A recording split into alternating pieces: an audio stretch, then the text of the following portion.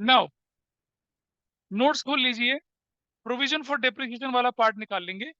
आपको मालूम है मैंने पिछली क्लास में बताया था कि machinery minus provision for depreciation दिखा सकते हैं, मशीनरी एसेट साइड में provision for depreciation liability side में दिखा सकते हैं। ऐसा करके हम काम कर सकते हैं। तो डॉक्यूमेंट मैं आपके सामने खोल रहा हूँ, आप लोग भी खोलिए उसको।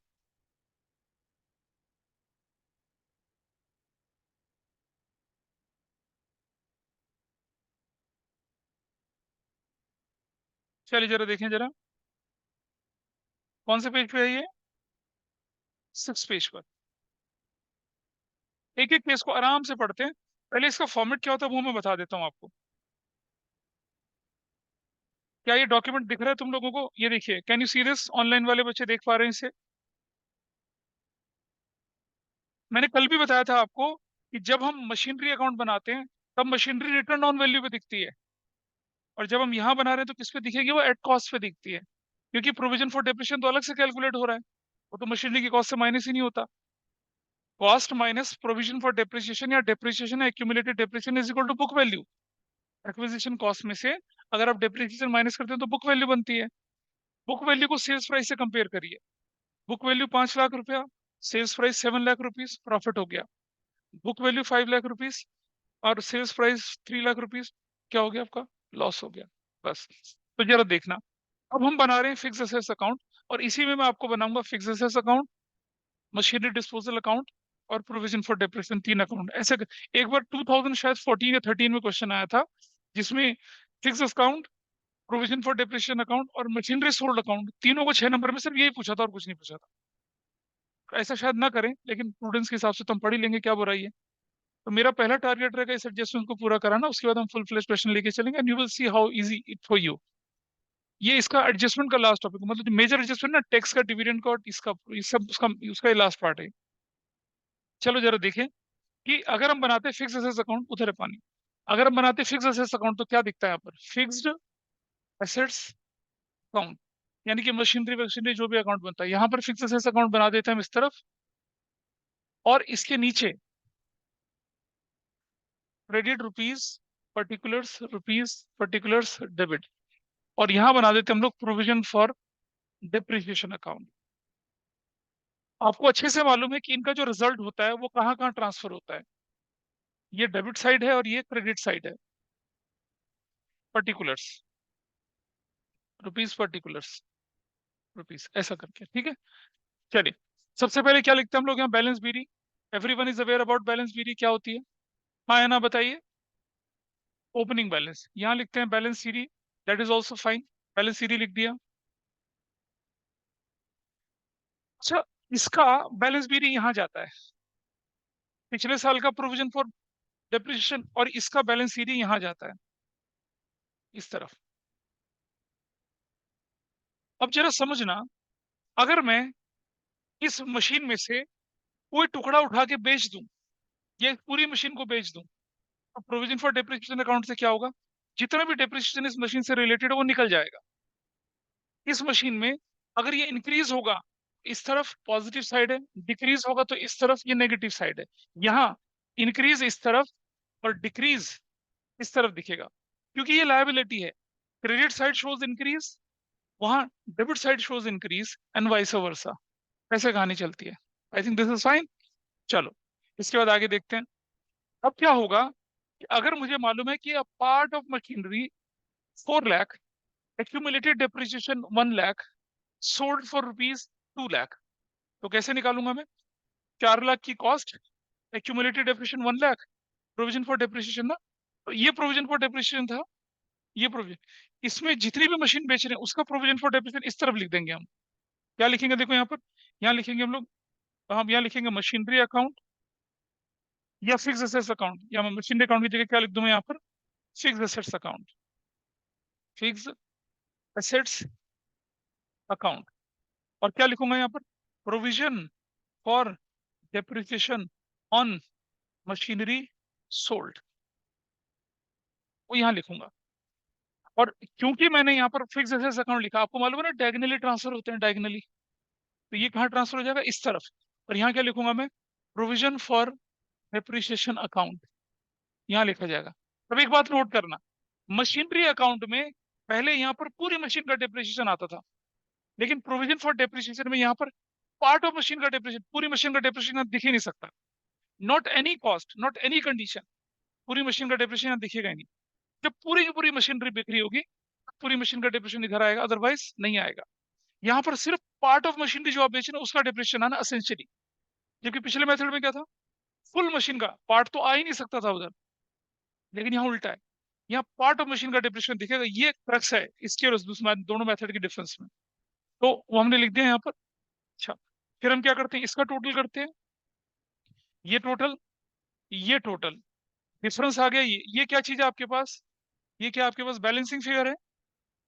ये बैलेंसिंग फिगर क्या होगी, statement of profit and loss बोलकर depreciation charge on full machinery, full machinery पर पूरी मशीन का डेप्रिसिएशन, पूरी मशीन का डेप्रिसिएशन यहाँ दिखेगा, वहां नहीं दिखेगा कभी भी, प्रोविजन फॉर डेप्रिसिएशन में दिखेगा। ध्यान रखेंगे इस चीज का, फुल मशीन का depreciation will be shown here, part का मशीन का वहां, उसमें सब कुछ वहीं दिखता था, पार्ट का कभी दिखता ही नहीं था।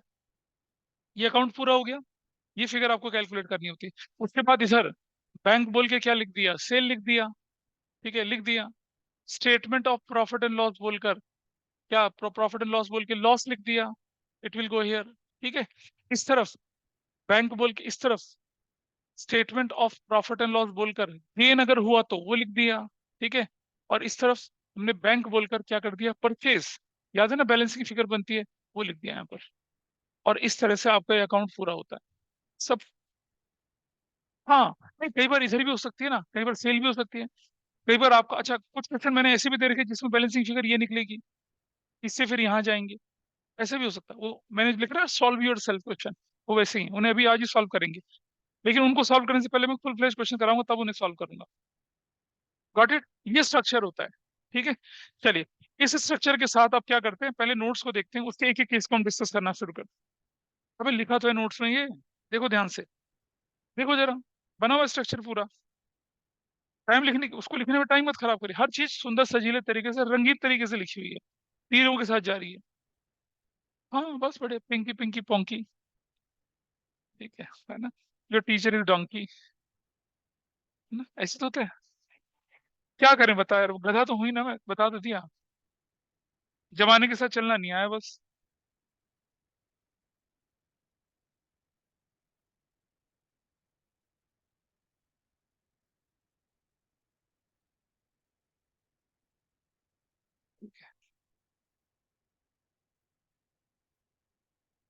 चलें देखिए, आइए पहला एग्जांपल देखते हैं। पहला एग्जांपल ओरल है, ओरल हो जाएगा, उसके लिए अकाउंट बनाने की जरूरत नहीं है। भाई देखो, प्लांट की वैल्यू 7 से 8 लाख हो गई, इसका मतलब क्या हुआ, प्लांट की वैल्यू 7 लाख से 1 लाख 8 लाख होगी, मतलब परचेज कर लिया, परचेज कर लिया। तो फाइनेंसिंग का आउटफ्लो है ना, फाइनेंस, जब मशीन खरीदता है तो पैसा जाता है, आउटफ्लो होता है, इन्वेस्टिंग आउटफ्लो, फाइनेंसिंग का नहीं है, investing outflow. I think this is fine. और सुनो, एक्यूमुलेटेड डेप्रिसिएशन बढ़ रहा है तो उसका रीजन क्या होता है जानते हैं, ये रहा आपके सामने रीजन। अगर प्रोविजन फॉर डेप्रिसिएशन बढ़ रहा है तो उसका क्या मतलब है, कि डेप्रिसिएशन चार्ज किया। और अगर प्रोविजन फॉर डेप्रिसिएशन घट रहा है तो उसका मतलब क्या है, कि आपने मशीन बेच दी, उसके साथ उसका प्रोविजन चला गया। बड़ा क्लियर सा अंगूठा छाप रूल है ये तो।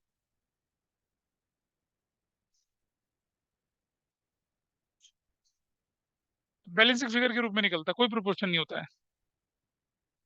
अरे इस क्वेश्चन को देखो ना आप, आपके पास देख रहे हैं एक्यूमुलेटेड, अच्छा चलो नीचे देखिए, मेथड 1, प्लांट अकाउंट भी बनाया और एक्यूमुलेटेड डेप्रिसिएशन भी बनाया, आपके सामने दिख रहा है।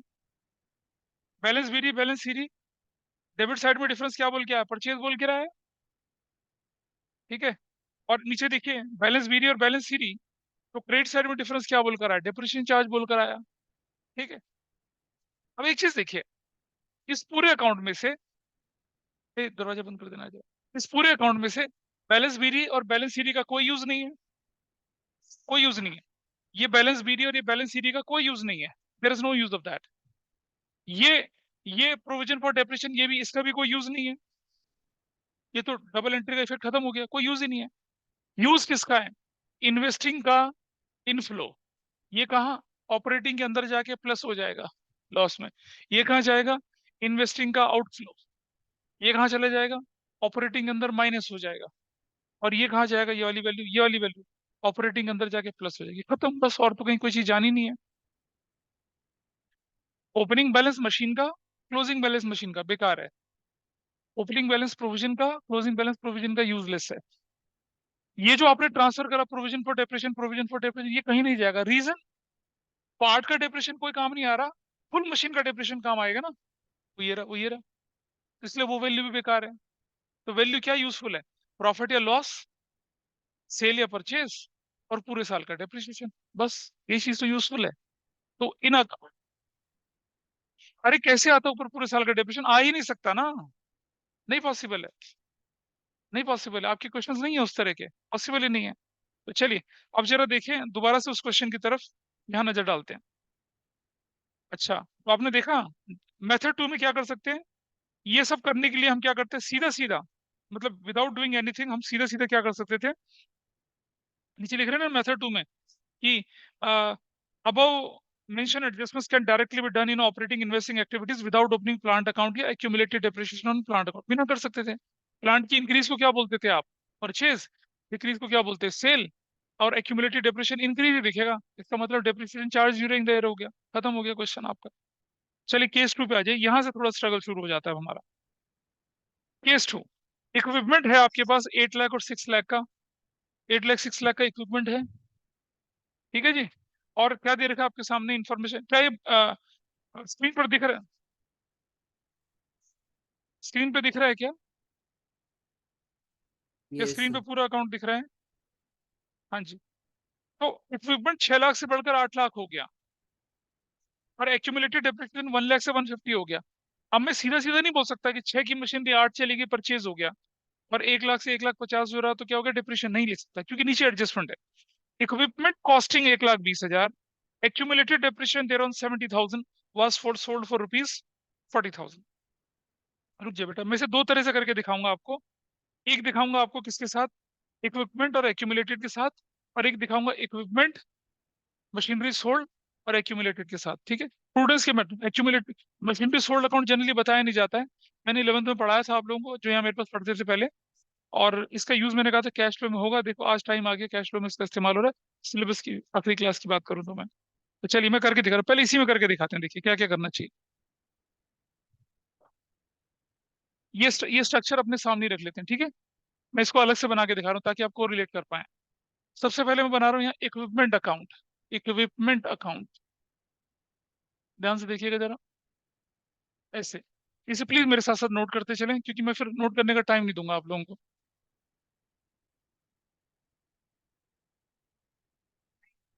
क्या? ये तो मैंने सिखा रखा है ना, मत करो नोट फिर। ना ना,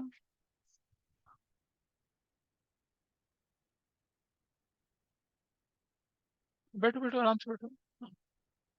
और ये आपने बना लिया इक्विपमेंट अकाउंट, इधर थोड़ा, अच्छा, ठीक है।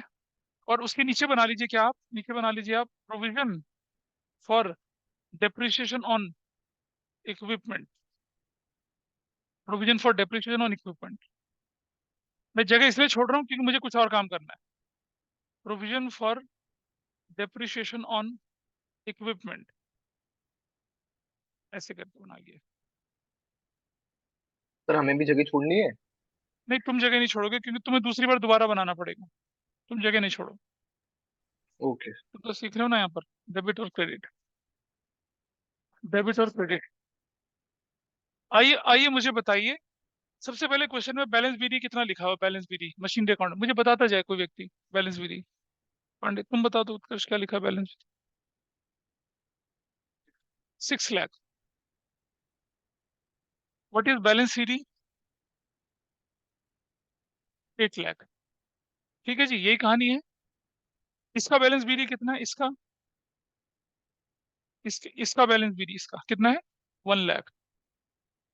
इसका बैलेंस सीडी कितना है? Balance CD 1,50,000। चलो, अब आपके क्वेश्चन में ट्विस्ट दिया गया क्या, कि अब पार्ट कॉस्ट कितनी थी उस चीज की जो बेच रहे हैं आप, cost, what is the cost? कितनी कॉस्ट है क्वेश्चन में? हाँ, 120 minus depreciation minus provision for depreciation कितना, प्रोविजन फॉर डेप्रिसिएशन कितना, 70,000। क्या निकल आई, बुक वैल्यू निकल आई कितने की, 50,000 की, ठीक है। माइनस सेल कितने में करा उसको, 40,000 में सेल करा, क्या निकल आया लॉस, 10,000 का। अच्छा मेरे साथ साथ करो समझ में आ जाएगा, लेकिन अगर आपने इसे आज रिवाइज नहीं करा तो ये गया फिर, ठीक है, क्योंकि बचपन में आपने डिप्रेशन ढंग से पढ़ा नहीं था, तब पढ़ा होता तो आज ये बहुत आसान लगता। अब चलो इसको प्लेस करते हैं, प्लेस करना शुरू करें। देखो बेटा ये समझिए आप, ये कहाँ जाएगा, ये जाएगा इक्विपमेंट अकाउंट में। क्या है ये, provision for depreciation on equipment sold, कितने का, कितने का, 70,000। यहाँ 70,000 यहाँ आने की वजह से क्या हो गया, दिस इज 220, 220 यहाँ आया। बेटा इसमें और कुछ नहीं आता, चार चीजें आती हैं बस, ओपनिंग, क्लोजिंग, मशीनरी जो बिक्री उसका डेप्रिसिएशन और पूरी मशीन का डेप्रिसिएशन, बस इससे ज्यादा इस अकाउंट में और कुछ नहीं आता, कुछ नहीं आता, ठीक है। एक बहुत एक्सेप्शनल सिचुएशन है जो कि बीकॉम ऑनर्स में होती है, जब डेप्रिसिएशन रिटर्न बैक होता है, वो नहीं, वो लेकिन उसका क्वेश्चन करा दूंगा मैं, वो बहुत एक्सेप्शनल सिचुएशन है, जब आपने एक्सेस डेप्रिसिएशन चार्ज करा वापस आना होता है तब, अदरवाइज नहीं, ठीक है। चलो देखिए जरा, अब आप देखिए जरा इधर, तो ये statement of profit and loss बोल के क्या निकला यहाँ पर, depreciation charge on whole equipment, part का नहीं है ये, पूरे पूरे टुकड़े, कितना डेप्रिसिएशन निकला, 1,20,000। This is fine with everybody. हाँ जो बैलेंस बचा वही तो बोला, देखो वहां से कोरिलेट करो ना, निकल रहा है। अब हमने बोला था ना ये एरो जो है, ये एरो किस तरफ जाएगा, इस तरफ जाएगा, 70,000 डायगोनल ट्रांसफर करा तो क्या हो गया बताइए, प्रोविजन फॉर डेप्रिसिएशन लिखा है यहाँ पर, बैंक बोलकर सेल लिखा, सेल कितने का लिखा बैंक बोलकर, 40,000 का, और statement of profit and loss बोलकर लॉस लिखा, 10,000 का। टोटल करिए कितना आ रहा है, 7 11 920, 920 यहाँ रखा, तो इधर क्या आ गया बैंक बोलकर, और तो कुछ बैंक बोलकर सेल आ गया, कितने का आ गया, सेल नहीं ना परचेज यार, परचेज सेल तो उधर ही है, ये बैलेंसिंग फिगर है, दिस इज बैलेंसिंग फिगर। हाँ, अगर मान लो, अगर मान लो कई बार ऐसे भी हो सकता है कि ये बेचा गया और बैलेंसिंग फिगर के बाद भी यहाँ एक भी फिगर फिर भी आ रही है तो हम उसको गेन बोल सकते हैं, पर क्योंकि यहाँ तो ऑलरेडी लॉस हो चुका है, ये क्रैकजैक बिस्कुट थोड़ी खट्टा मीठा दोनों होगा, प्रॉफिट भी हो गया जी लॉस भी हो गया, ऐसा थोड़ी होना है। हाँ, लेकिन हम ऐसा क्वेश्चन दे सकते हैं कि a part was sold at a profit, a part was sold at loss, देखिए। हाँ तो दोनों दोनों दिख जाएंगी फिर यहाँ पर, लेकिन तब भी बैलेंसिंग, हाँ हाँ, यहाँ यहाँ पर बैलेंसिंग फिगर है, ये बैलेंसिंग फिगर है, यहाँ वो बैलेंसिंग फिगर है, ठीक है जी, दिस इज डन। तो ये अब जरा देखो इसमें से कहाँ कहाँ कौन कौन सी चीजें इस्तेमाल होने वाली है, ये और ये यूजलेस है, ये और ये यूजलेस है बता दिया आपको मैंने, ये ओपनिंग और क्लोजिंग यूजलेस है, दिस इज डेप्रिसिएशन चार्ज, कहाँ जाएगा ये वाला, नॉन कैश नॉन ऑपरेटिंग में, ये लॉस कहाँ जाएगा, नॉन कैश नॉन ऑपरेटिंग में, ये कहाँ जाएगा, इन्वेस्टिंग एक्टिविटी का इनफ्लो, ये कहाँ जाएगा, इन्वेस्टिंग एक्टिविटी का आउटफ्लो, चिल्स खत्म हो गया। अब बिल्कुल, ये रूल है लेजर का, अगर ये किसी अकाउंट के डेबिट में है तो अपने अकाउंट के क्रेडिट में होगा, अगर ये चीज यहाँ होती तो ये इधर आती, ये डिसोल्यूशन में, अच्छा तुमने पढ़ा ही नहीं, ठीक, आई कैन अंडरस्टैंड, ठीक है, कोई बात नहीं, अभी टाइम है पढ़ो। हाँ, बड़ा पार्ट ज्यादा, मतलब ठीक है आपने कर दिया, मेजोरिटी ऑफ डिप्रेशन आपने बेच दिया, अब छोटा वाला पार्ट बच गया आपके पास। तो देखिए ये वाला पार्ट जो है, ये वाला पार्ट ये जाएगा मशीनरी अकाउंट के अंदर, फुल मशीन का जो है वो तो कहाँ चला जाएगा आपका, कैश फ्लो के अंदर चला जाएगा इसका। बेटा तुम सिखा लो उन सबको, if you have any doubt you can ask me, but don't disturb the whole class, और ज्यादा दिक्कत है तो पीछे बैठ के अपने आप अपने डाउट क्लियर कर लीजिए। तुम क्यों नहीं, तुम्हें एहसास होता कि तुम्हारी बोलने से आसपास के 4 6 लोग और डिस्टर्ब होते हैं, बट अभी तो कुछ नहीं है, जब कॉलेज में जाएगा और इस तरह की हरकतें करेगा ना टीचर, प्लीज तुम बोलेगा mister Ajay stand outside the class, और तुम you will not be in a position to argue with them, क्योंकि अगर किसी प्रोफेसर से लड़ाई कर ली, इंटरनल में 0 दे देंगे, टीवी के प्रोफेसर कुछ भी नहीं उखाड़ सकते उनका। वहां चला गया, 70,000 है। अब कोई बच्चा बोलेगा कि ये 70,000 जो था सर, इसको क्यों नहीं रखा आपने कैश फ्लो में? तो भाई कैश फ्लो में मैं रखूंगा पूरी मशीन का डेप्रिसिएशन, पूरी मशीन का डेप्रिसिएशन ये रहा, इसे डालेंगे ना। तो बस ये थोड़ी डालूंगा मैं। आपके प्रॉफिट से क्या माइनस हुआ? आपके प्रॉफिट से ये माइनस हुआ ना। ये तो इंटरनल सेटिंग है आपकी। बाप बेटे को निकाल रहा है, उसके साथ उसकी जन्म पत्री, डिग्री विग्री सब देके निकाल रहा है, जा भाई तू दफा मेरे घर से। It has nothing to do with your cash flow. ये तो आपका सिर्फ क्या है, नॉर्मल आपका कैलकुलेशन का पार्ट है, अकाउंट बैलेंस करने का पार्ट है। एक्चुअल तो कैश फ्लो में से ये चीज हो रही है ना माइनस, प्रॉफिट एंड लॉस से। प्रॉफिट लॉस से क्या चार्ज करोगे? डेप्रिसिएशन चार्ज करोगे ना, टुकड़े का डेप्रिसिएशन। भाई जब आपने बड़ा डेप्रिसिएशन चार्ज कर, टुकड़ा ऑब्वियसली एडजस्ट हो गया, इसलिए ऐसा कर रहे हैं हम लोग।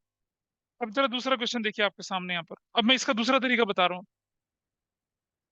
ये ठीक है, प्रोसेस कर लिया इसको।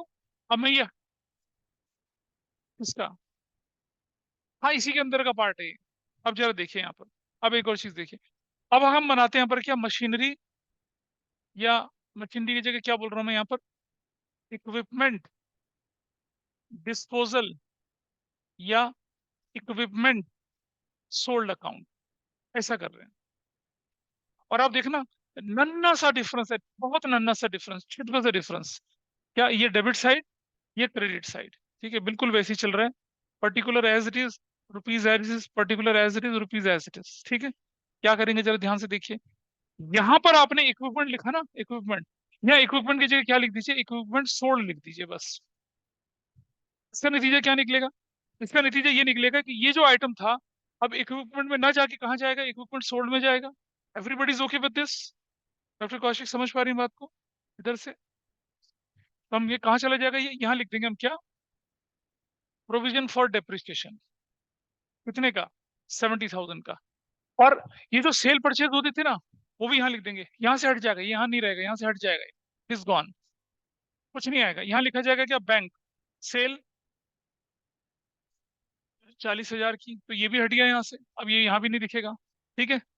इसकी जगह पे क्या लिखा, statement of profit and loss, loss कितने का, 10,000, ये भी नहीं दिखेगा यहाँ पर अब, इट इज गॉन। तो ये तो वैक्यूम क्रिएट हो गया। भरेंगे इस वैक्यूम को, कैसे भरेंगे वो दिखाता हूँ। अब इसका टोटल करिए कितना आया, ये 120 आया। इसका टोटल करिए कितना आया, ये 120 आया, ये 120 आया। और अब यहाँ लिखूंगा मैं क्या, इक्विपमेंट अकाउंट। अब कहाँ भेजूंगा इसे, इक्विपमेंट। पहले पापा अपने घर से निकाल रहे थे, अब बुआ के घर से निकाल रहे हैं। जब तुम मेरे घर में आई मत, तेरी बुआ के घर तेरा सामान भिजवा, तो वहीं से निकल। तो क्या कर दिया, अब ये सीधा, अब ये now this value will go here, क्या बोलकर,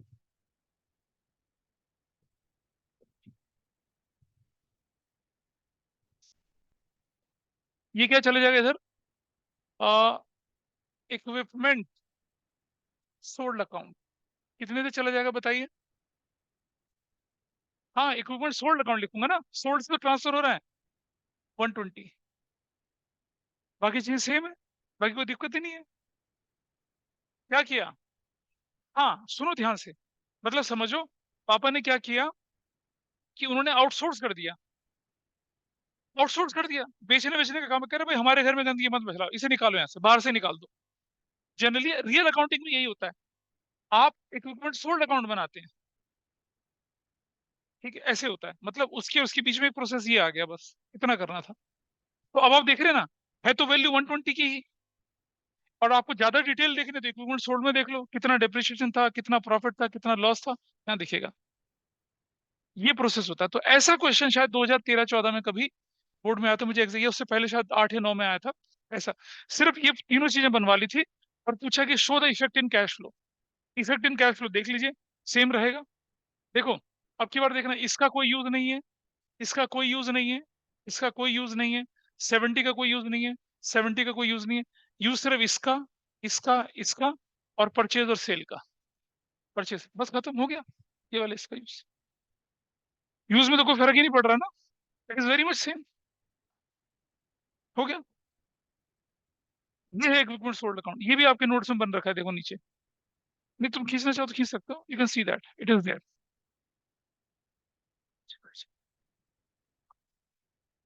देख लो, हो गया। This how it is done. Clear है जी, बताइए। समझ में आया दोनों कैसे होता है?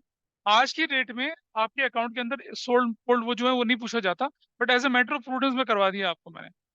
11th में भी करवाया था ये चीज मैंने, सोल्ड के साथ बताया था, कहा था 12th में काम आएगा, इस तरह से काम आता है। तो आप अपने नोट्स पे देखेंगे अगर यहाँ पर, तो you can find this out here.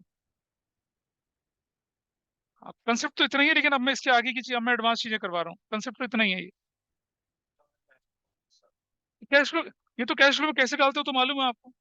तो बस वही करते हैं। यही ऐसे आएगा, नहीं कुछ नहीं आएगा। एक एडजस्टमेंट का पार्ट बन के आएगा। क्वेश्चन कैसे आएगा वो मैं दिखाऊंगा आपको। एक और चीज देख लेते हैं। सुनो बेटा, रुक जा, मेथड 2 मेथड 3 देख लो। ट्रीटमेंट क्या बोल रहे हो बताओ।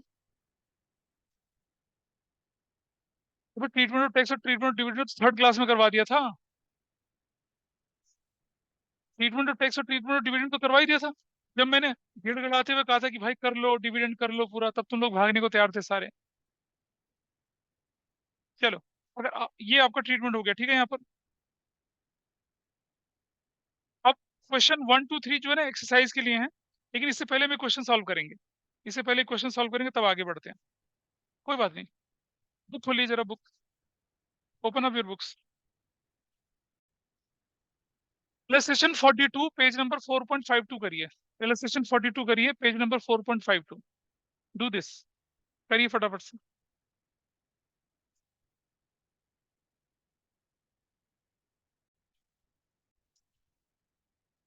मुझे अब इन्फॉर्मेशन बताते जाइए। मशीनरी का बैलेंस भी नहीं बताइए कितना है। 3 लाख।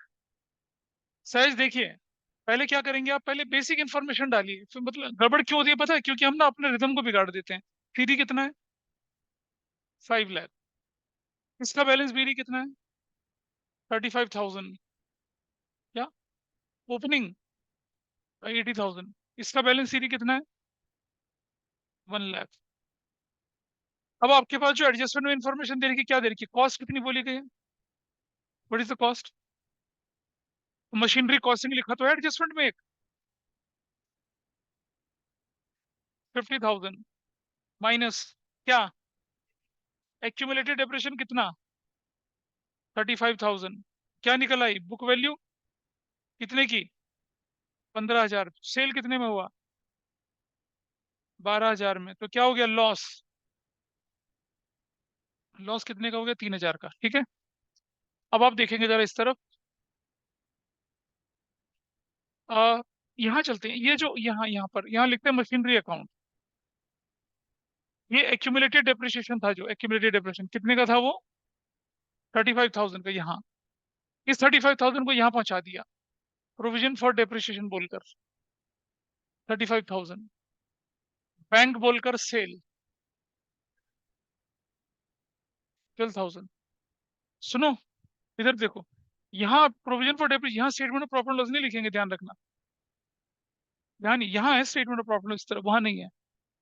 और स्टेटमेंट बताऊंगा ना, वो तो ट्रांसफर हो रहा है ना सिर्फ। ये तो प्रॉफिट लॉस के अंदर गया ही नहीं। लॉस कितने का? 3,000 का लॉस। ये इसका हिसाब पूरा यहाँ भी पूरा कर लेते हैं। 135, 135। क्या? Statement of profit and loss बोलकर डेप्रिसिएशन बैलेंसिंग फिगर कितने की आई थी? 55,000 की। इसको पूरा करते हैं, कितनी वैल्यू है, what is this value? 5 lakh 550। और क्या? बैंक बोलकर परचेज 250। क्वेश्चन खत्म हो गया, ठीक है, इस तरह से हो गया। अब आपको क्या बोला, क्या बनाने के लिए बोला गया क्वेश्चन में? सिर्फ इन्वेस्टिंग बोला ना, ऑपरेटिंग तो बोला ही नहीं। ऑपरेटिंग भी बोला है, फ्रॉम इन्वेस्टिंग। चलो कोई बात नहीं। ये ऊपर ऑपरेटिंग एक्टिविटीज, ठीक है, ऑपरेटिंग एक्टिविटीज ऊपर, नीचे कोई बात नहीं, इन्वेस्टिंग एक्टिविटीज, ऐसे करके। ठीक है, ऐसा कर लेते हैं, चलो कोई बड़ी बात थोड़ी ही है। आओ, कहाँ क्या जाना चाहिए था, क्या क्वेश्चन में net profit as per statement of profit loss given है? कितना? Net profit before tax.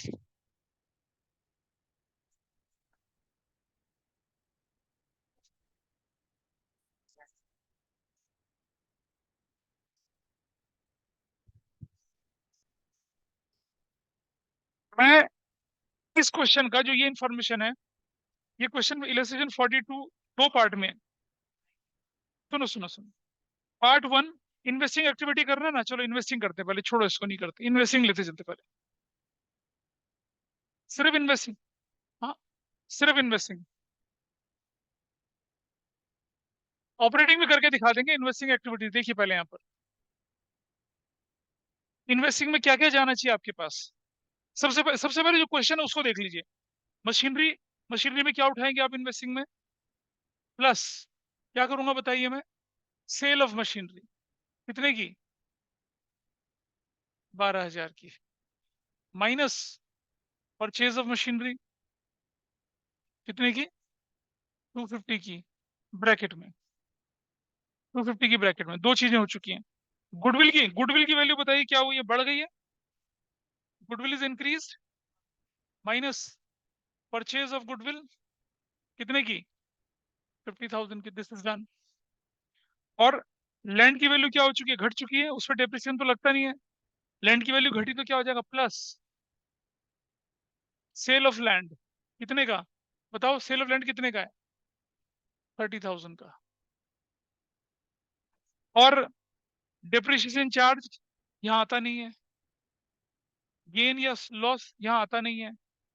तो आपका जो ये एक्टिविटी थी कौन सी वाली, इन्वेस्टिंग एक्टिविटी, वो तो हो गई पूरी। मशीनरी खरीदी ना, परचेज मशीनरी लिख तो दिया, सेल ऑफ मशीनरी भी लिख दिया। सेल ऑफ मशीनरी लिखा था नहीं लिखा था? हाँ, सेल ऑफ मशीनरी और sale of land, purchase of machinery, purchase of goodwill, लिख तो दिया, खत्म हो गया।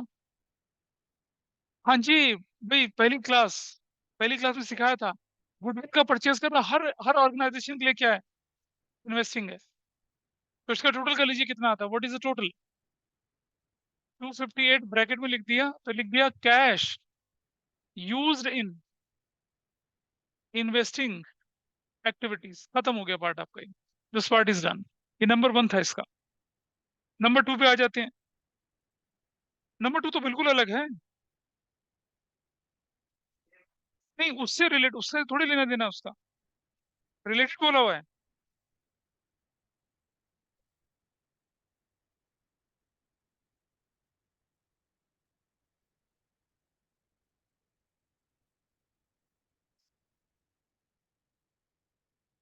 हाँ, किसके अंदर बात, किसकी बात कर रहे हो? हाँ तो नहीं, उस क्वेश्चन का पार्ट बना के नहीं दे रखा ना उसने। देखता हूँ, रुक जाओ, ये करके देखते हैं। भाई सुनो, ये गुडविल अकाउंट है। बैलेंस बीरी बताइए गुडविल की कितनी है? 1 लाख। बैलेंस सीरी कितनी है? 1.5 लाख।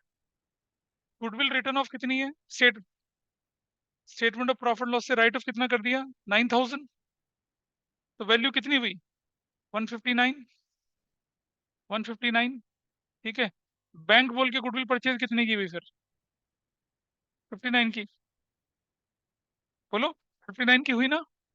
तो इन्वेस्टिंग के अंदर फिर 59 कितना, गुडविल परचेज कितनी की जानी चाहिए? फिर 50 की जगह 59 जानी चाहिए ना, अगर दोनों क्वेश्चन को मिला रहे हैं तो। समझ पा रहे हो? For the sake of filling question में ऑपरेटिंग, इन्होंने क्या कर दिया, क्वेश्चन वन और टू को दोनों को अलग अलग ट्रीट करना चाहिए था, लेकिन उन्होंने क्या कर दिया, ऊपर वाले क्वेश्चन का डेप्रिसिएशन ऑपरेटिंग एक्टिविटी में डाल दिया, है ना? अगर मैं दोनों इन्फॉर्मेशन को कंबाइन करूंगा तो फिर ये इन्फॉर्मेशन भी तो यूज करनी चाहिए। गुडविल की ओपनिंग वैल्यू, गुडविल की closing value, during the goodwill right of 9,000 की हुई, तो फिर गुडविल परचेज कितनी की हुई? 59 की हुई ना? लेकिन आपके आंसर में तो क्या लिखते हैं, गुडविल रिटर्न ऑफ कितने की, गुडविल परचेज 50 की बोल रहे हैं, वो गड़बड़ होगी। एनीवे, अदर देन दिस, हटा देते हैं इसको। मतलब अगर अगर यही इंफॉर्मेशन को ऑपरेटिंग में डालते तो कैसे डालते हैं वो मैं बता देता हूँ। इसके आंसर को छोड़िए आप, वो डालते तो कैसे डालते, पकड़िए बुक, पकड़िए इसको। सॉरी, देखिए जरा। हाँ, फर्स्ट पार्ट में ऑपरेटिंग में बनता तो कैसे बनता, मतलब फर्स्ट पार्ट में ऑपरेटिंग बनता तो कैसे बनता वो देखते हैं। चलिए देखिए, ऑपरेटिंग एक्टिविटीज सिर्फ यही बनता तो कैसे बनता?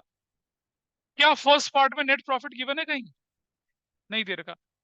Net profit before tax and extra ordinary items कुछ है? नहीं है, नील है।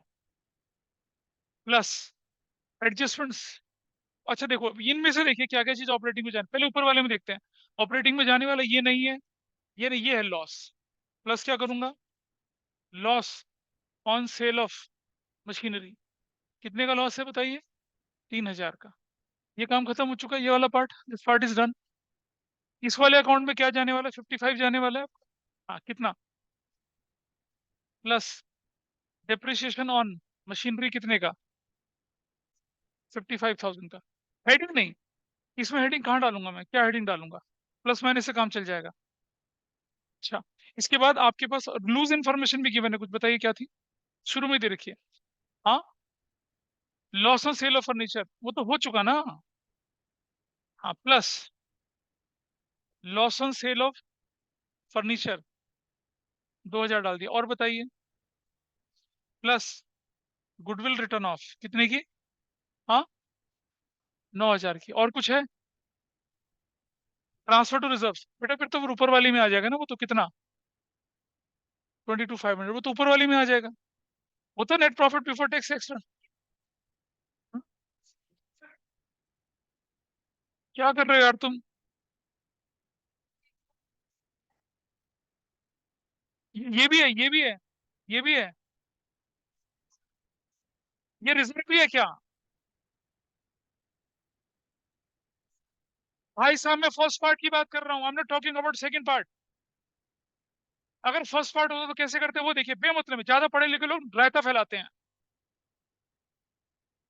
क्यों, बेवकूफ आदमी। कह रहा हूँ फर्स्ट पार्ट कैसे करते हैं, जबरदस्ती घुसाए जा रहे हैं उसको यहाँ पर। खत्म, this is 58,000, this is cash flow from operating activities. अगर फर्स्ट पार्ट की इंफॉर्मेशन तुम बोल रहे थे ना, इधर देखो कहाँ ट्रांसफर करते हैं, ऐसे ट्रांसफर करते हैं, काम खत्म। ऑपरेटिंग में, इन्वेस्टिंग में चला गया।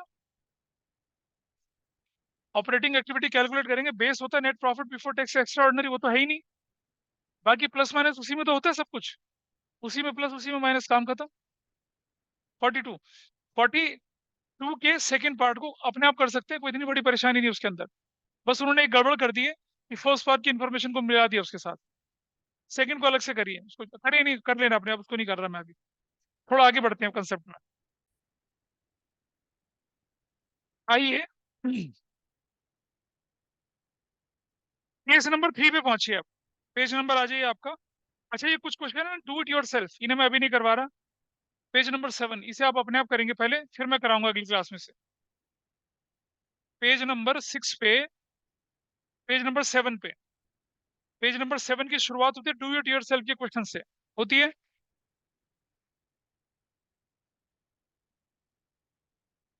होती है इनकी, ये वाले, ये अपने आप करना है। मैं ये वाले केस पे आ गया।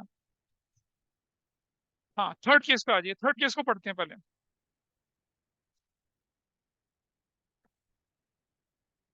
थर्ड केस देख लें, चलो देखें। आपके पास दे रखा है स्टॉक, आपके पास दे रखा है ग्रॉस ब्लॉक, आपके पास है loose stock, loose loose tools, not loose stock, live stock है, पेटेंट्स हैं। केस 3 राइट हैंड साइड पे, ड्यूरिंग द ईयर, एडजस्टमेंट पढ़िए प्लीज ध्यान से। Machinery costing 10,000, accumulated depreciation 3,000, sold for 5,000। Provision for depreciation against machinery साल के शुरू में था कितने का, 25,000 का। साल के आखिर में कितने था, 40,000 का। दो चीजें दे रखी हैं, और जब आप इसके आंसर को देखेंगे ना, यू विल फील चीटेड। तुम लोग बोल रहे हो यार ये तो गलत बात है, तुमसे तो ये एक्सपेक्ट नहीं था मुझे। हाँ, परेशानी क्या होती है, स्टॉक हमें समझ में आ रहा है, लूज टूल्स हमें समझ में आ रहे हैं, लाइव स्टॉक कुत्ता गधा घोड़ा बकरी ये हमें समझ में आ रहा है, पेटेंट भी हम सब जानते हैं। ग्रॉस ब्लॉक क्या चीज होती है, और मशीनरी का एडजस्टमेंट दे रखा, मशीनरी की वैल्यू नहीं दे रखी। तो जरा समझिए, ये जो ग्रॉस ब्लॉक होता है ना, यही होती है मशीनरी।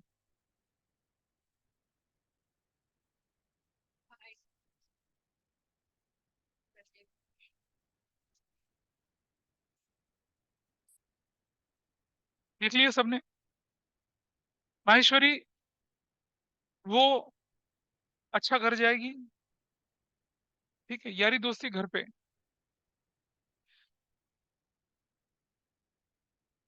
स्टॉक की value current assets current liability की तरह ट्रीट होगी, कोई फर्क नहीं पड़ रहा। हमसे तो पूछ रहा है क्या, अच्छा इस क्वेश्चन में लिखा नहीं करना क्या है, मतलब इस क्वेश्चन में क्या है कि ऑपरेटिंग इन्वेस्टिंग फाइनेंसिंग में जहां जहां इफेक्ट जाता है वहां दिखाना है। मैं तो अपने नोट्स में यही करके चल रहा हूँ कि भाई जो एडजस्टमेंट है आपका उसका इफेक्ट कहाँ कहाँ जा सकता है वहां वहां दिखाना है। अब जरा देखते हैं आप। तो पहली चीज हमें समझने वाली क्या थी कि ग्रॉस ब्लॉक का मतलब है एसेट्स का क्यूमुलेटिव टोटल। कंपनी जब अपनी बुक्स ऑफ अकाउंट्स बनाती है ना, एसेट्स एसेट्स को जितनी भी तरह के assets- अब मैं कैटेगराइज करने लग जाऊंगा ना कि ये प्लांट से रिलेटेड है या मशीनरी से रिलेटेड है या बिल्डिंग, सबको मिला के बोलते हैं वो ग्रॉस ब्लॉक।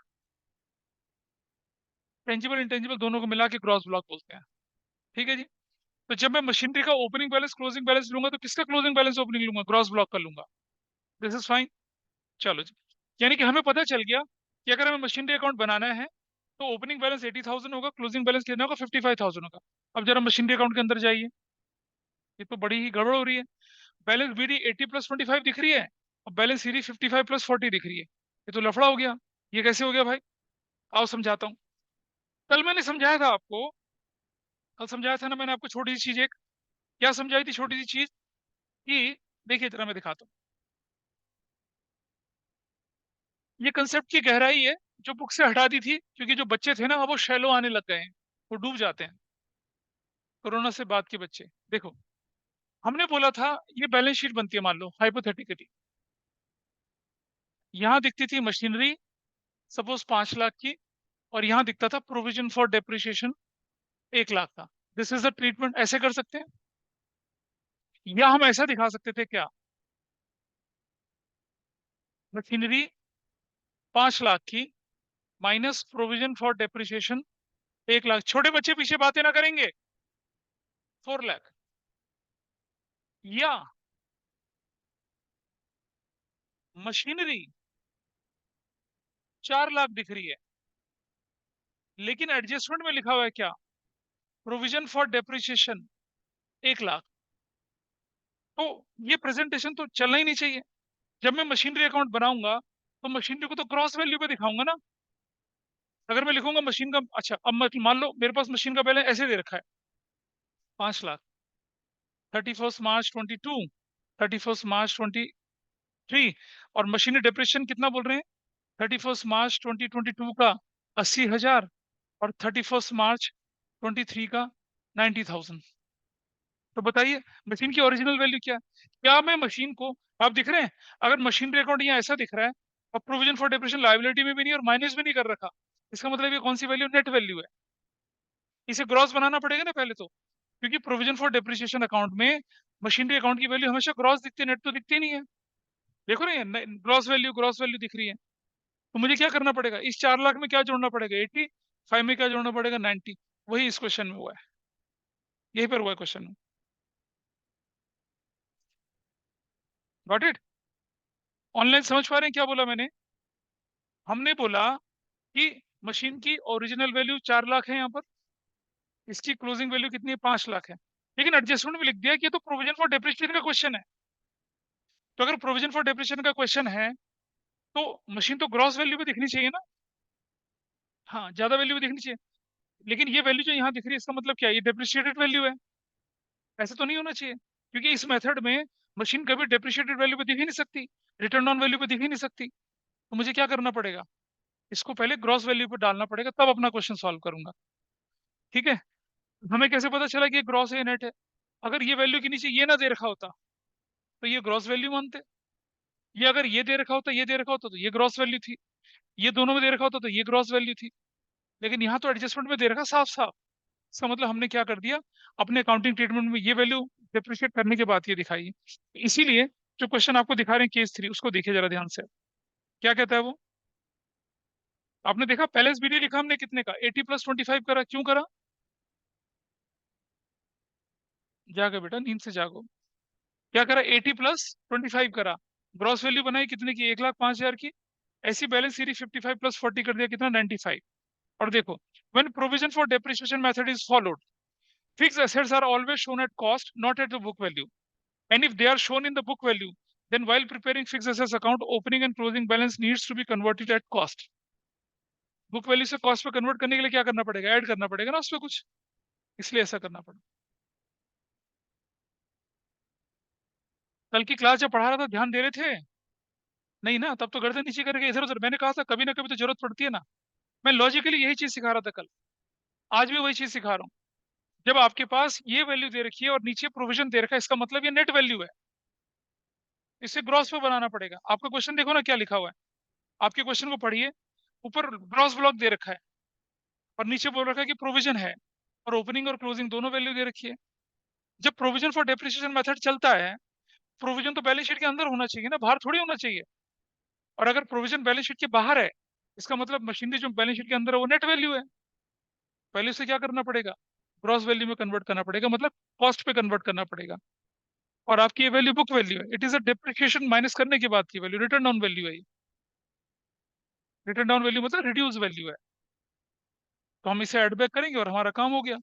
अब देखिए, मशीनरी अकाउंट भी बना एज इट इज, प्रोविजन भी बना। क्वेश्चन तो सॉल्व करने में, क्वेश्चन सॉल्व करना कोई इशू नहीं है इसमें। आप देखिए, बैलेंस बीरी 25,000, बैलेंस सीरी 40,000, सोल्यूशन देखिए। और मशीनरी जो था उस पर एक्यूमुलेटेड डेप्रिसिएशन 3,000 का था। नीचे वर्किंग नोट देखिए, मशीनरी के cost 10,000, accumulated 3,000, book value 7,000, sales कितने की थी 5,000, लॉस कितने का हो गया 2,000 का हो गया। 3,000 डाल के हमने 18,000 साल का डेप्रिसिएशन निकाल लिया। ऊपर चले गए, कैश पे ऊपर लिख दिया, क्या लिख दिया? सेल। कैश की जगह बैंक कर दीजिए यहाँ पर, क्योंकि जनरली बैंक अकाउंट यूज होता है। कैश की जगह बैंक कर दीजिए। बैंक अकाउंट कर दिया सेल, प्रोविजन फॉर डेप्रिसिएशन कर दिया, स्टेटमेंट ऑफ प्रॉफिट लॉस का लॉस, है ना, लॉस ऑन सेल कर दिया। ठीक है। और उसके बाद आपका आपका आंसर निकल गया सारा का सारा। अभी कौन से बेटा? हाँ हाँ, नहीं निकली ना पहले, जरूरी थोड़ी निकलेगी। It is no, it is not necessary कि बैलेंसिंग फिगर निकलेगी निकलेगी। ठीक है जी। तो इसके बाद अपना आंसर देखते हैं नीचे आप। तो देखो कहाँ कहाँ वैल्यू डाल रखी है। ऑपरेटिंग एक्टिविटी में क्या किया आपने? देखो प्रणय, देखो ऑपरेटिंग एक्टिविटी में क्या किया। Depreciation and loss of machinery add कर दी। तुम बोल रहे थे ना कैसे दिखेगा, दिख गया। इन्वेस्टिंग एक्टिविटी के अंदर क्या गया? सेल ऑफ मशीनरी चला गया। परचेज तो है नहीं, वरना वो भी चला जाता। हाँ, खत्म केस, खत्म हो गया वाला केस। अब मैं क्या कर रहा हूँ, आपके सामने एक फुल फ्लेज क्वेश्चन सॉल्व करूंगा। ठीक है जी, मेरे तरीके से। और फिर ये बचे हुए केस जो हैं इनको डिस्कस करेंगे। पहले फुल फ्लेज क्वेश्चन। अपनी बुक उठाइए, अपनी बुक उठाइए, और बुक उठा के फटाफट से कोई भी बड़ा सा क्वेश्चन हाथ रख दीजिए, उसको सॉल्व करते हैं टू सॉल्व दिस। चलो लेट स्टार्ट। सबसे पहले एडजस्टमेंट लेते हैं।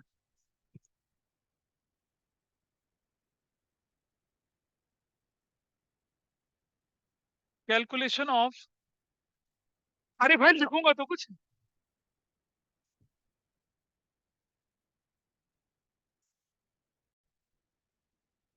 जब भी एडजस्टमेंट वाला क्वेश्चन आए, अपना स्केलेटन खाली बना के रखिए और सीधा एडजस्टमेंट से शुरुआत करते हैं। पहला आइटम एडजस्टमेंट में, प्रपोज डिविडेंड था पिछले साल का कितना?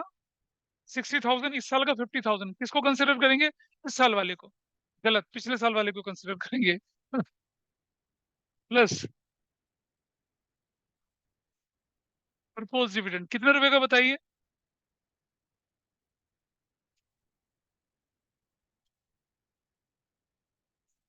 Net profit as per statement of profit and loss.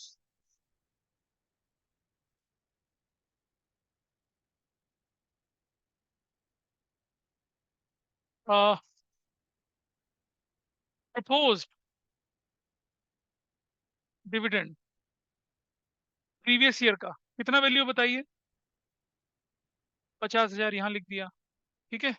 और साथ ही साथ फाइनेंसिंग में चले गए यहाँ, यहाँ माइनस प्रपोज्ड डिविडेंड 50,000 का यहाँ लिख दिया। एडजस्टमेंट पहला खत्म। कोई दिक्कत तो नहीं किसी को? कितना आसान है, सोच से जिसमें पूरा लिखते चल बेटा साथ साथ। तुम तो बना ही नहीं फिर फॉर्मेट अभी। सही है, सही है। प्रपोज डिविडेंड का पार्ट खत्म हो चुका है। ठीक है। दूसरा एडजस्टमेंट पे है मशीनरी कॉस्टिंग, डिप्रिसिएशन। और क्या करें, चलो फिर मशीनरी अकाउंट बना लेते हैं, है ना। मशीन क्यों मतलब? अरे बहुत सारी इंफॉर्मेशन, मशीनरी अकाउंट बनाना पड़ेगा। बड़े जबरदस्त। सही जा रहे हो बेटा, सही जा रहे हो। आज तुम जिंदगी का मजाक उड़ा रहे हो, कल जिंदगी तुम्हारा मजाक उड़ाएगी। आइए देखिए, balance Biri.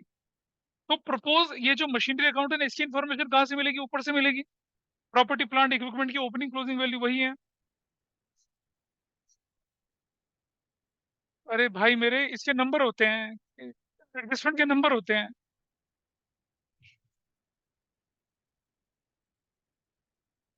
Pandey, it is so frustrating for you today.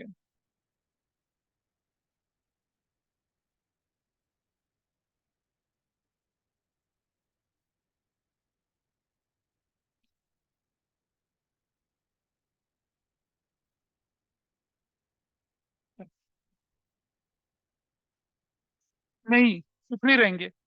हाँ, तुम्हारे, नहीं नहीं नहीं, तुम्हारे हिसाब से पेपर नहीं बनेगा ना। Balance series. Board might be considerate to you, not your school. Not your school as well. हाँ, मेरा स्कूल तो कभी भी नहीं होता, तुम्हारा स्कूल भी नहीं होगा। क्योंकि student must be tested in tough conditions for the better rate of survival in board exam. तो ये हो गया, ओपनिंग क्लोजिंग डाल दिया। अब आपसे क्या बोला गया कि पूरी मशीन का डिप्रेशन गिवन है कितना? 20,000। याद है ना, फुल मशीन का डिप्रेशन गिवन है। तो यहाँ देखिए, यहाँ पर क्या, statement of profit and loss, bracket में डेप्रिसिएशन कितने का? 20,000 रुपए का। तो एडजस्टमेंट नंबर कौन सी? डेप्रिसिएशन नंबर 3 वाली जो एडजस्टमेंट, ये भी पूरी आपने यहाँ पर अभी डाली, उसको प्लेस करना मैं भी बाद में बताऊंगा आपको, पहले अकाउंट पूरा कर लेते हैं। फिर आपको क्या बोला गया था क्वेश्चन में कि कॉस्ट, कॉस्ट कितनी थी मशीन की? 50,000। माइनस डेप्रिसिएशन कितना था उस पर? 30,000। वैल्यू कितनी आ गई बुक वैल्यू? 20,000 रुपए की। माइनस सेल कितने में करी वो? 10,000 पे। What is your loss? 10,000। आइए इसको प्लेस करते हैं। बैंक बोलकर सेल, सेल प्राइस है 10,000 रुपए का। Statement of profit and loss बोलकर लॉस, लॉस की वैल्यू कितनी है? 10,000। ठीक है जी। खत्म हो गया ये। अब आप एक चीज देखिए कि कुछ लोग पता है क्या करते हैं, इसका डेप्रिसिएशन प्रोवाइडेड 30,000 था, उससे में कोई लेना, वो टुकड़े का डेप्रिसिएशन था। पूरी मशीन का डेप्रिसिएशन कितना बोल रहा है? 20,000। हम उसे लेके चलेंगे। हमें उससे नहीं मतलब है कि वो बड़ा था या ज्यादा था। हमारा मतलब उससे है कि पूरी मशीन का डेप्रिसिएशन कितना, वो यहाँ आएगा। पार्ट का डेप्रिसिएशन या नीचे प्रॉफिट लॉस निकालने के लिए यूज होगा। बताइए what is this value?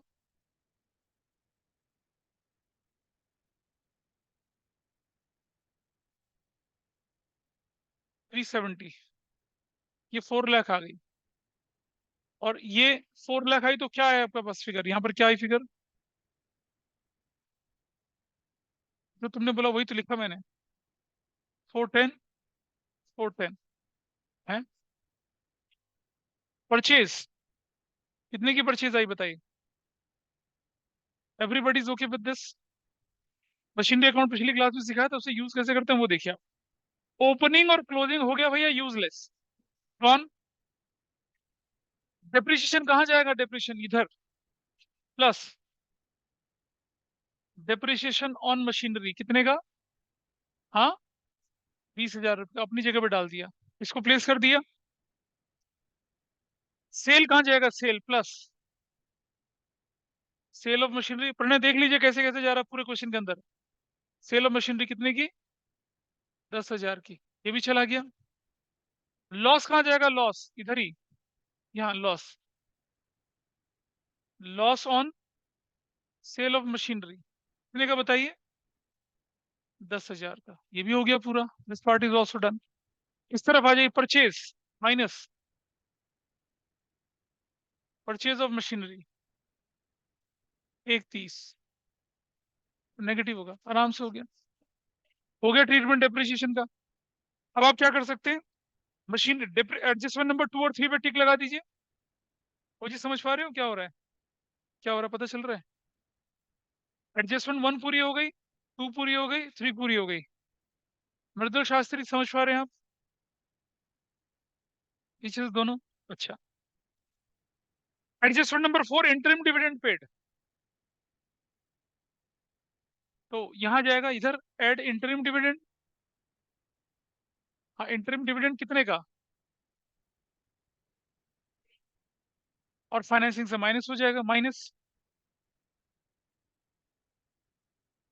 Interim dividend कितने का, 20,000 का। चलो ये भी चला गया। अब आपके पास क्वेश्चन आया income tax paid. Provision for tax में इनकम टैक्स की पेड है, तो फिर आपके पास आपको टैक्स अकाउंट बनाना पड़ेगा यहाँ पर। अब ये लिख चुके थे, ये वाला हटा दूं इसको। आइए, मैं यहाँ प्रोविजन फॉर टैक्स अकाउंट बना रहा हूँ।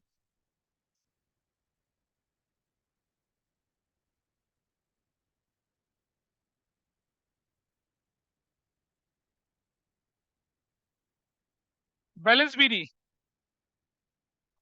बैलेंस बीडी टैक्स की क्वेश्चन में देखिए कितने की है। मेरे से पूछ रहे, मेरे से पूछ क्या है। नोट्स खोलो।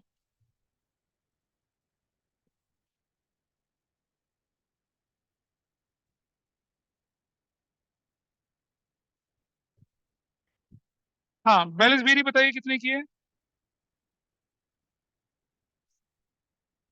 अभी भी तुमने पिछली क्लासेस नहीं रिवाइज करी, अभी भी तुम घर जाके रिवाइज नहीं कर रही हो, बैठी रहे। Balance CD 50,000। This is fine with everybody. और क्वेश्चन में क्या बोला, टैक्स पेड। अब टैक्स पेड है तो इधर आएगा ना, इधर टैक्स पेड है ना। अच्छा, इधर आएगा। हाँ, हाँ।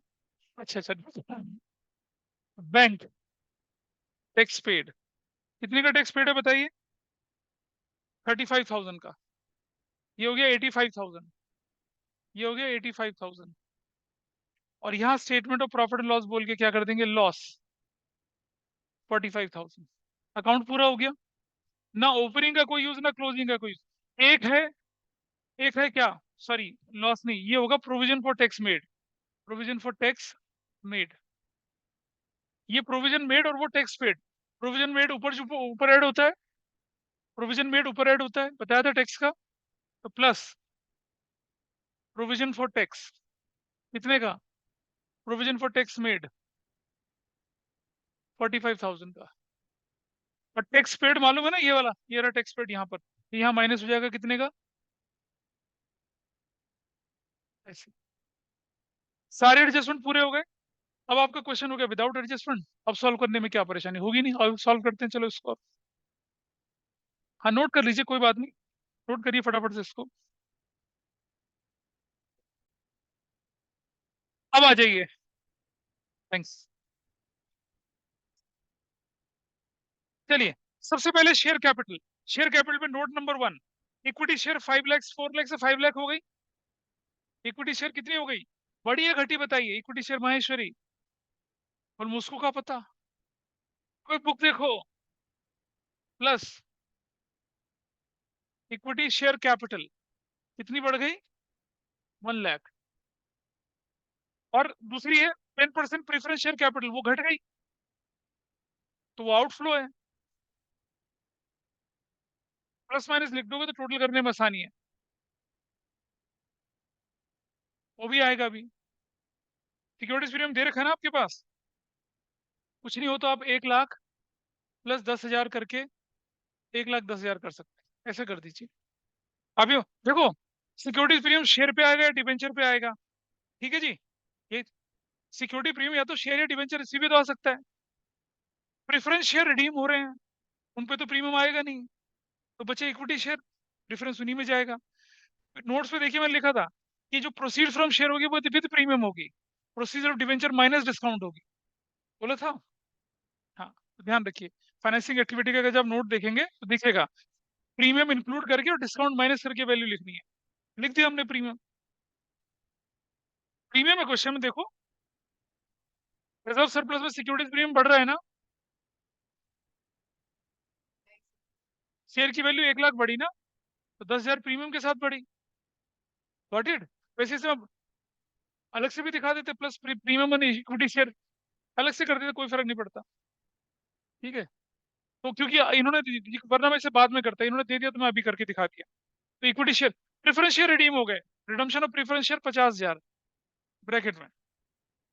अब कोई व्यक्ति बोलेगा कि सर प्रेफरेंस शेयर पे तो डिविडेंड भी दिया जाना चाहिए, लेकिन क्योंकि प्रपोज डिविडेंड दे रखा था तो उसमें प्रेफरेंस इक्विटी दोनों इंक्लूड है, इसलिए अलग से कुछ नहीं करना। याद है केसेस कराए थे डिविडेंड के। अगर बोलता है कि डिविडेंड और इक्विटी शेयर तो प्रेफरेंस का भी अलग से करता, पर जब डिविडेंड बोल दिया तो वो कंबाइन है, इक्विटी प्रेफरेंस दोनों का मिला के है, इसलिए अलग से नहीं करा। तो डिविडेंड का केस खत्म हो गया। चलो दोबारा पहुंचते हैं, दोबारा बैलेंस शीट पे। पॉइंट नंबर तो आ जाइए अब, रिजर्व सरप्लस पे पॉइंट नंबर 2। नहीं पता चल रहा कुछ? रिजर्व सरप्लस पे पॉइंट नंबर 2। ठीक है। सुनो, you are out of track in this chapter, completely out of track. इसीलिए कहते हैं ऑनलाइन क्लासेस मत करा करो। तो चलिए देखें, अब आ जाते हैं किस पे, रिजर्व एंड सरप्लस पे। तो क्वेश्चन में क्या दिख रहा है आपके पास? सिक्योरिटीज प्रीमियम को हमने ट्रीट कर ही दिया, और जनरल रिजर्व की वैल्यू बढ़ रही है 40,000 से। एनीवे मेरे पास जगह नहीं बची तो मैंने यहाँ लिख दिया जनरल रिजर्व। ये ट्रांसफर टू रिजर्व हो गया ना? अभी दिखाया था नीचे टेबल पे, देखो जरा वहां पर। हाँ देखो, ट्रांसफर टू रिजर्व भी लिखा हुआ है। कितने से बढ़ा ये? 30,000 से बढ़ गया, जोड़ दिया इसको। डन।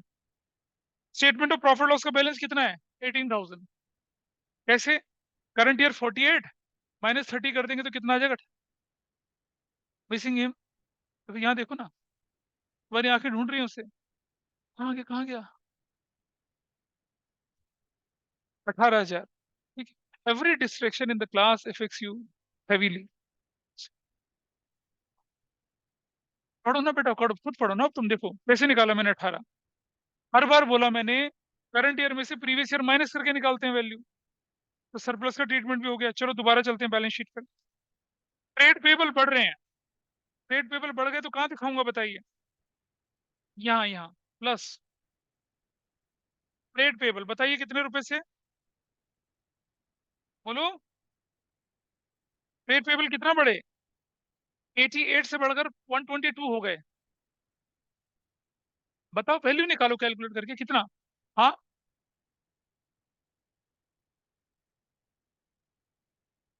34 में मान के चल रहा हूँ। ठीक है जी। एक ही जगह जाना है। मेरे से पूछो क्या पूछना है, फिर एक दूसरे से नहीं। आस्क मी, क्या पूछना है बोलो।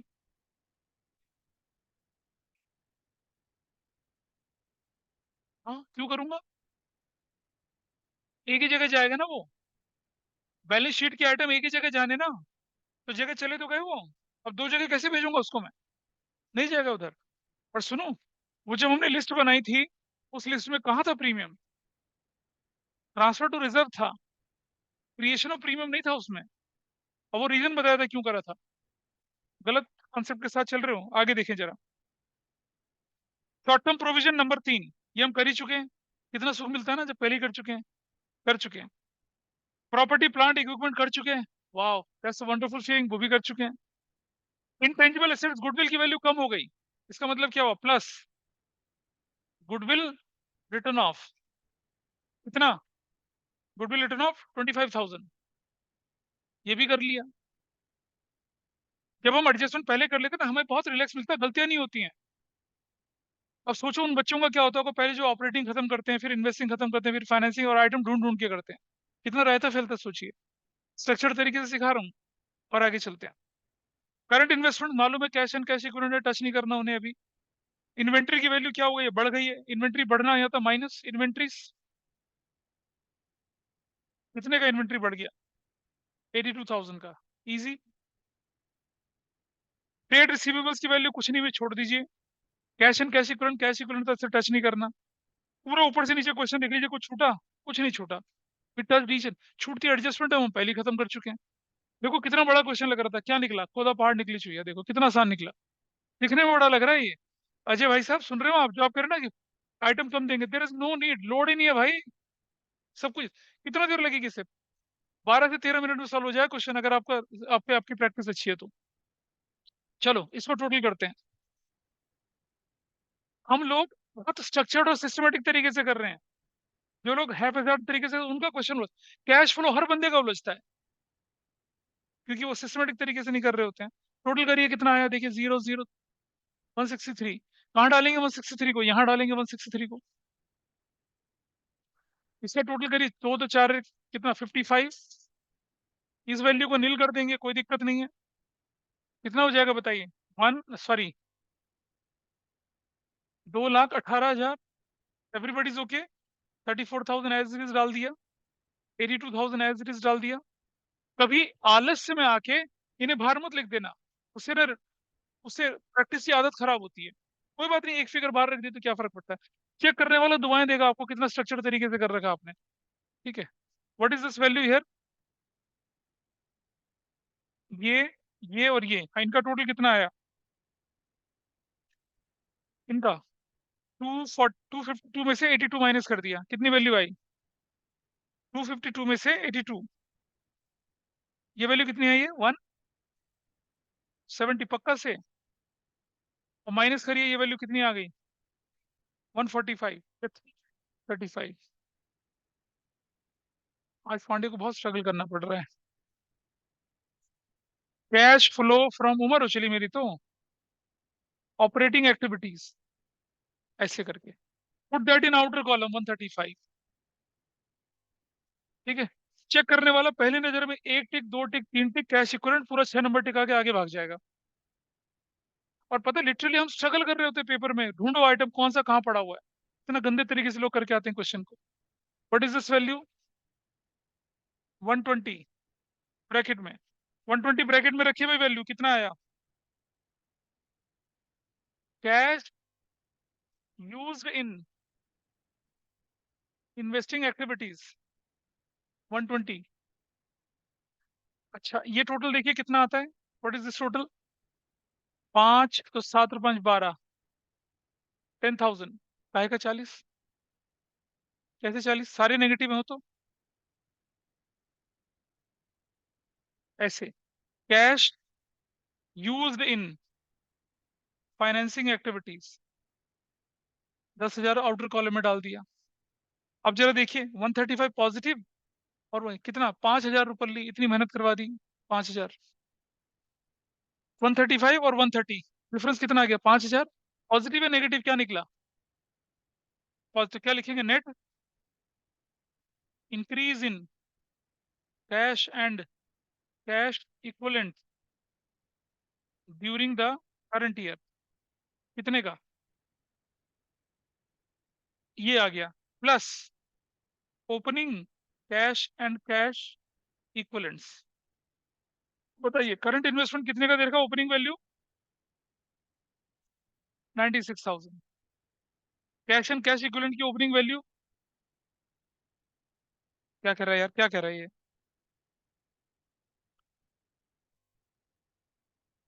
क्लोजिंग वैल्यू कितनी है? ओपनिंग वैल्यू कितनी है कैश एंड कैश इक्विवेलेंट की? 91,000। क्या कर रहा है ये लड़का? करंट इन्वेस्टमेंट की वैल्यू 15,000 है भाई। टोटल ना बोलो, ये इंडिविजुअल वैल्यू बोलो। दूसरे की वैल्यू कितनी? 80। अब टोटल 96 कर दिया यहाँ पर। ये टोटल किसके बराबर बनेगा? 1,01,000 के बराबर। चेक करते हैं या नहीं। Closing cash and cash equivalents, current investment, current investments, बताइए कितने का करंट इन्वेस्टमेंट? देखिए जरा कितनी वैल्यू है। नहीं, ये 10,000 है। और cash and cash equivalent, cash and cash equivalent कितने का है? 91,000। मैच कर रहा है, आंसर हो गया। दिस इज डन, हो गया क्वेश्चन। आप देख रहे हैं फुल फ्लेश क्वेश्चन कैसे सॉल्व होता है, ये आपके सामने है। हो गया। एक क्वेश्चन नंबर कौन सा था आपकी बुक का ये? क्वेश्चन 50, पेज नंबर कितना था? 559 बस।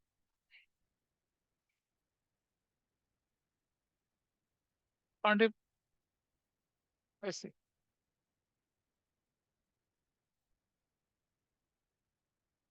है क्या क्वेश्चन फॉर? नाइस, हो गया। फुल फ्लेश क्वेश्चन करना कितना आसान है। एडजस्टमेंट सारी आती हैं, पहले एडजस्टमेंट करिए, स्केलेटन में डालिए, क्वेश्चन विदाउट एडजस्टमेंट हो जाता है, चीजें आसान है। अब आप, ठीक है, 51 का 51 करिए अपने आप को। एक छोटा सा पार्ट और डिस्कस कर देता हूँ मैं। बच्चे बेचारे बेचैन हो रहे हैं। आइए देखें जरा।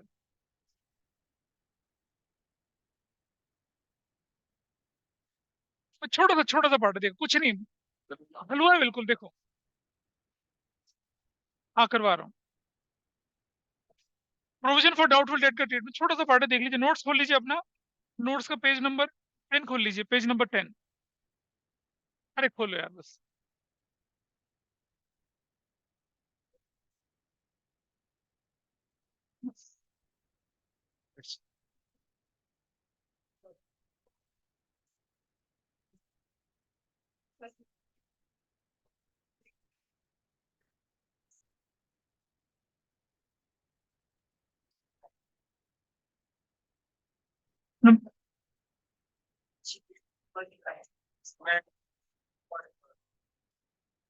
देखिए जरा देख ले,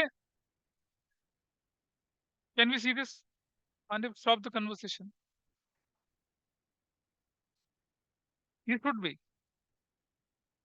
देखो बेटा समझना, डेटर गिवन है और प्रोविजन फॉर डाउटफुल डेट भी गिवन है। डेटर को इंडिपेंडेंट लेके चलिए, प्रोविजन फॉर डाउटफुल डेट को क्वेश्चन में दे रखा है कि if there is no other information given, और मतलब अगर कोई इन्फॉर्मेशन नहीं गिवन है तो हम ये नहीं मान सकते कि सारे डेटर गुड हैं। याद है पार्टनरशिप में पढ़ा था, सारे डेटर गुड होने से प्रोविजन फॉर डाउटफुल डेट बेकार हो जाता है। हाँ रिवेल यहाँ देखेंगे क्या करना उसको, ठीक है।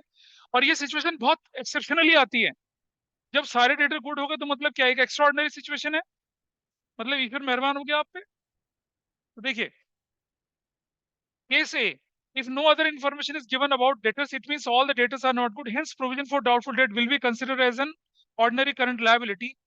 तो डेटर की जो इंक्रीज डिक्रीज है, भाई डेटर बढ़ गया 1 लाख से तो क्या हो जाएगा, इंक्रीज इन डेटर को माइनस कर देंगे जैसे हम माइनस करते थे। और provision for doubtful debt increase हो गया तो क्या करेंगे, इंक्रीज इन करंट लायबिलिटी की तरह ट्रीट कर देंगे, खत्म हो गया ट्रीटमेंट। डेटर की वैल्यू बढ़ गई ना, तो बढ़ी हुई वैल्यू को यहाँ माइनस कर देते हैं, और डेटर की और प्रोविजन की वैल्यू बढ़ गई तो करंट लायबिलिटी की तरफ जोड़ देते हैं, क्योंकि प्रोविजन जो है करंट लायबिलिटी का पार्ट बन के दिखता है ना, चैप्टर 1 में पढ़ा था। दिस इज द ट्रीटमेंट, कोई दिक्कत नहीं है। अच्छा अगर वो बोले all the debtors are good, तो क्या होगा, if all the debtors are good, it means debtors are likely to be realise in full, and hence from the current year provision for doubtful debt will of a new use, and it is considered as an extraordinary operating activity।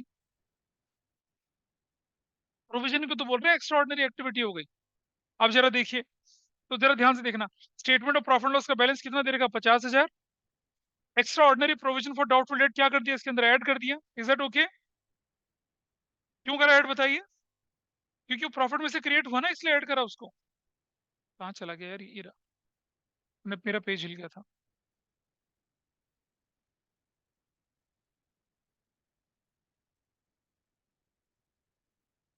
कर दिया इसको add, और नीचे चलेंगे जरा, और सुनो, assets को, सन्ड्री एसेट्स को नॉर्मल ट्रीट करना, वो तो बढ़ गई उससे माइनस ही कर देना है।